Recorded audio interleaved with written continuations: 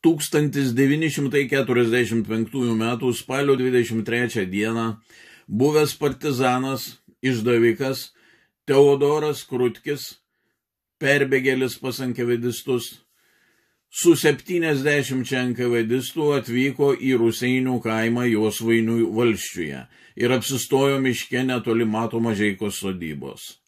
Pas Mažeiką užėjo pailsėti pro šalį vykęs 4 partizanų būrys. Tuo metu pas šeimininką vyko vaišės. Svečiavosi dar 20 žmonių.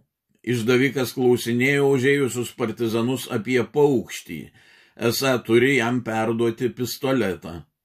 Apie 22 valandą sulojus šuniui vienas svečių, Stokis, išėjo pasižvalgyti ir buvo 4 šūviais nušautas Teodoro Krutkio.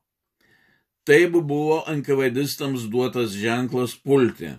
Į namą pasipylė kulkų kruša. Žuvo niekuo dėti svečiai, kilo gaisras. Enkavedistai šaudė į bėgančius ir sužeistus ir įmesdavo juos į degantį namą. Nukautas liko vienas partizanas, kiti 3 pabėgo.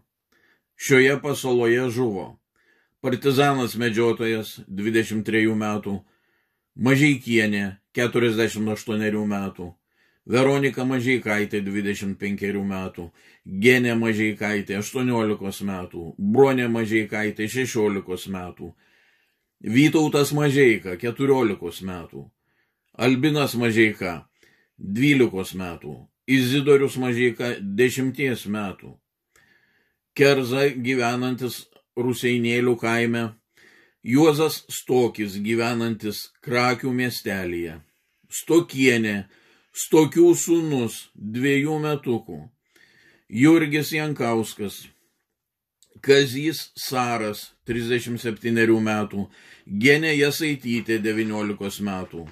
Dar 2 žuvusių pavardės nežinomos.